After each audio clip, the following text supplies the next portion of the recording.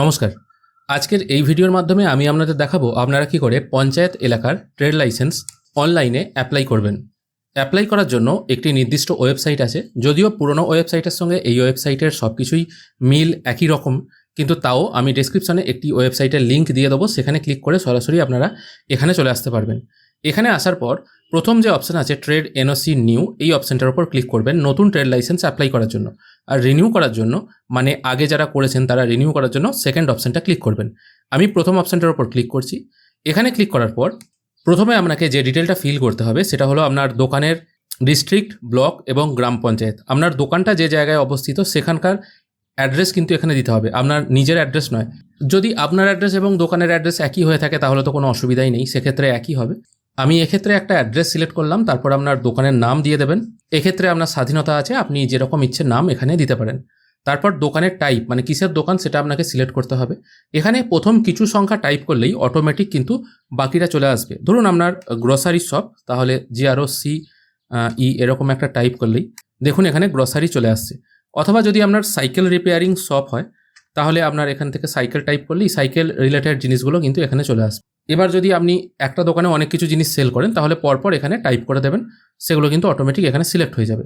এরপর অ্যাড্রেস ডিটেলের জায়গায় আপনার দোকানের অ্যাড্রেসটা দিয়ে দেবেন, প্রথমে ভিলেজ, তারপর সংসদ নাম্বার পুট করার ক্ষেত্রে একটু বলে দিই, যদি আপনার সংসদ নাম্বার 1 2 3 4 5 এরকম কিছু হয়ে থাকে, ধরুন 5, সেক্ষেত্রে আপনাকে রোমানে V টাইপ করতে হবে। যদি সংসদ নাম্বার 10 হয়ে থাকে তাহলে X, যদি 8 হয়ে থাকে VIII, এরকম, মানে যেভাবে ক্লাস লিখতে গিয়ে আমরা যেভাবে টাইপ করি ঠিক সেইভাবেই লিখতে হবে। 1 2 3 4 টাইপ করলে কিন্তু এখানে অনেক সময় নেয় না। এরপর আপনার দোকানটি কোন পাড়ায় অবস্থিত সেটা এখানে লিখে দেবেন। যদি বাজারে হয় তাহলে বাজার লিখবেন। দোকানের পোস্ট অফিস সিলেক্ট করবেন, পুলিশ স্টেশন সিলেক্ট করবেন। তারপর পিন নাম্বারটা এখানে বসিয়ে দেবেন। তারপর আপনার মৌজা নাম্বার যেটা আছে সেটা এখান থেকে দিয়ে দেবেন, দাগ নাম্বার এবং খতিয়ান নাম্বার, অর্থাৎ আপনার দোকানটি যে দাগ এবং খতিয়ানটির ওপর অবস্থিত সেটা এখানে দিয়ে দেবেন। এবার এখানে অনেকের প্রশ্ন হতে পারে, আমার নিজস্ব কোনো জায়গা নেই, আমি দোকান করেছি আমার বাবার কিংবা দাদুর একটা প্লট আছে তার উপর, সেক্ষেত্রে কী হবে? সেক্ষেত্রে আপনার দাদুর যে প্লট নাম্বার আছে সেটাই এখানে বসাবেন এবং তার খতিয়ান নাম্বারটাই বসাবেন। পিডাব্লিউডির ক্ষেত্রে যদি দেখা যায় যে পিডাব্লিউডির জায়গার উপরও তো অনেক দোকান থাকে, ম্যাক্সিমাম বাজারের দোকানগুলো পিডাব্লিউডি জায়গার উপরই হয়ে থাকে, সেক্ষেত্রে আপনার বাড়ির যদি কোনো দাগ নাম্বার, খতিয়ান নাম্বার থাকে সেটা এখানে বসিয়ে দিতে পারেন। এবার এই সম্পর্কে আরও বিস্তারিত আপনি জানতে পারবেন আপনাদের পঞ্চায়েত এরিয়া থেকে, কারণ আমাদের পঞ্চায়েত এরিয়ায় আমরা যখন জিজ্ঞেস করছি তখন কিন্তু এরকমই একটা কথা বলা হচ্ছে। তারপর অ্যাপ্লিক্যান্ট ডিটেল, মানে যিনি অ্যাপ্লাই করছেন, মানে যার নামে দোকান, মানে দোকানের যিনি মালিক হবেন তার নামটা এখানে বসাতে হবে। তারপর তার গার্জেন কিংবা ফাদারের নাম এখানে বসাতে হবে। আইডেন্টিটি প্রুফ হিসাবে এখানে অনেকগুলি অপশান আছে, যে কোনো একটা আপনি সিলেক্ট করে দিতে পারেন। তারপর সেই আইডেন্টিটি নাম্বারটা, মানে সেই কার্ডের নাম্বারটা এখানে বসাবেন। আধার কার্ড সিলেক্ট করলে আধার কার্ডের নাম্বার এখানে বসাবেন। ওনারশিপ, দোকানটা কি টাইপের দোকান সেটা সিলেক্ট করবেন। নিজের দোকান হলে পার্সোনাল সিলেক্ট করবেন, জয়েন্ট হলে জয়েন্ট সিলেক্ট করবেন। ক্যাটাগরি আপনাকে সিলেক্ট করতে হবে, আপনি যদি সেই গ্রাম পঞ্চায়েত এলাকার মানুষই হয়ে থাকেন তাহলে জিপি সিটিজেন করবেন, অন্যথায় আউটসাইডার করবেন। তারপর আপনার ফোন নাম্বারটি এখানে পুট করে দেবেন। এরপর আপনার অ্যাড্রেস এবং দোকানের অ্যাড্রেস যদি সেম হয়ে থাকে তাহলে এই ঘরটায় টিক মার্ক দিলে অটোমেটিক সব অ্যাড্রেস কপি হয়ে নিচে চলে আসবে। এর পরের অংশে দোকানের বাউন্ডারি ডিটেল দিতে হবে। দোকানের পূর্ব, পশ্চিম, উত্তর, দক্ষিণে কী আছে সেটা এখানে টাইপ করে দেবেন। পূর্বে যদি রাস্তা থাকে রোড লিখবেন, পশ্চিমে যদি কোনো দোকান থাকে দোকান লিখবেন, উত্তরে যদি কোনো ফিল্ড থাকে বা খেলার মাঠ থাকে বা জমি থাকে সেটা লিখবেন, দক্ষিণে যদি কোনো হাউস থাকে হাউস লিখবেন। এটা আপনাদের জাস্ট বোঝানোর জন্য বললাম, আপনারা কিন্তু ঠিক সেম টু সেম যেন টাইপ করে দেবেন না। এরপর আপনার দোকানের নামটা ওপরে যেটা আপনি টাইপ করেছিলেন সেটা এখানে চলে আসবে। দোকানে কজন কর্মচারী আছে সেটা এখানে সিলেক্ট করবেন। Investment in last financial year, মানে আপনি লাস্ট ফিনান্সিয়াল ইয়ারে কত টাকা ইনভেস্ট করেছেন দোকানের জন্য সেটা এখানে ম্যানুয়ালি টাইপ করে দেবেন অ্যামাউন্টটা। তারপর দোকান থেকে লাস্ট ফিনান্সিয়াল ইয়ারে কত টাকা রেভিনিউ হয়েছে সেটা এখানে লিখে দেবেন। এটা মোটামুটি একটা আন্দাজ দিয়ে দিলে হবে, কিন্তু অনেকে বলছেন আমি নতুন দোকান করছি সেক্ষেত্রে আমি এখানে কী লিখবো, সেক্ষেত্রে আপনারা এখানে মিনিমাম একটা 500 কি 1000 যা হোক একটা কিছু লিখে দেবেন, কোনো অসুবিধা নেই।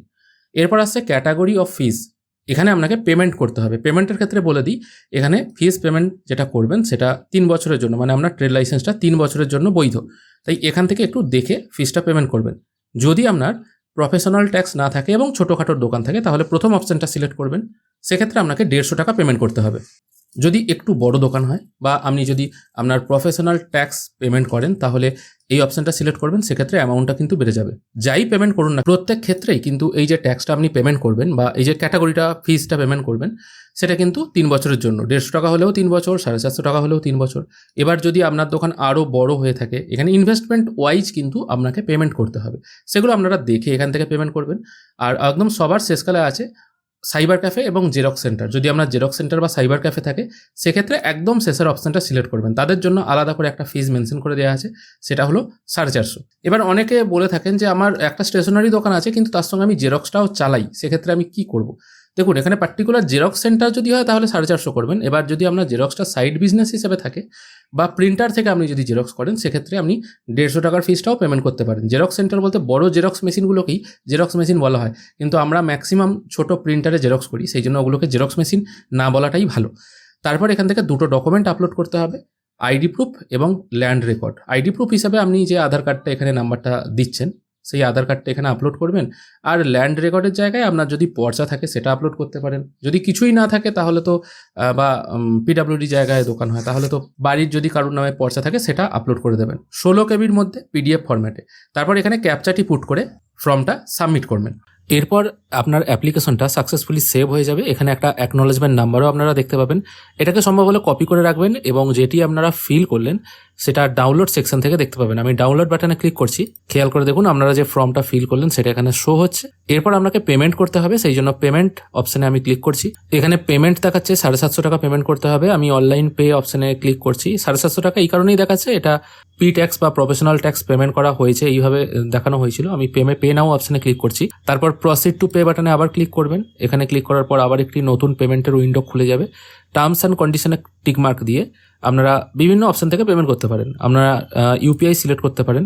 ইউপিআই করার পর এখানে আপনার ইউপিআই আইডি এবং ভেরিফিকেশন কোডটা পুট করে কমপ্লিট পেমেন্ট অন ফোন এই অপশনটায় ক্লিক করবেন। এখানে ক্লিক করলেই আপনাদের ফোনে একটি নোটিফিকেশন আসবে পে করার জন্য। আপনারা আপনাদের ফোনপে বা পেটিএম এর পিন দিয়ে পেমেন্ট কমপ্লিট করে নেবেন।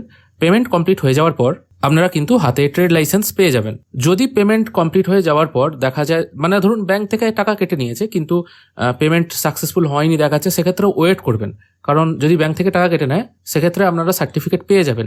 বা অনেক সময় এরকমও হয় পেমেন্ট কমপ্লিট হয়ে গেল, সাকসেসফুলও দেখালো, কিন্তু যখন সার্টিফিকেট ডাউনলোড করছেন সেক্ষেত্রে দেখাচ্ছে যে সার্টিফিকেটের ঘরে কিছু লেখা নেই, সবই ফাঁকা, ব্ল্যাঙ্ক আসছে। সেক্ষেত্রেও কিন্তু আপনাকে 24 ঘন্টা থেকে 48 ঘন্টা ওয়েট করতে হতে পারে।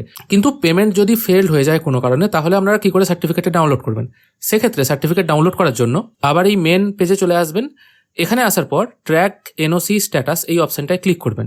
এখানে ক্লিক করার পর আপনাদের সামনে যে অ্যাকনোলেজমেন্ট নাম্বারটা প্রথমে আমি দেখালাম একটু আগে, সেই নাম্বারটা যেটা ডাউনলোড করে রেখেছেন বা কপি করে রেখেছেন সেটা সরাসরি এই ঘরে পুট করবেন। তারপর সার্চ করবেন।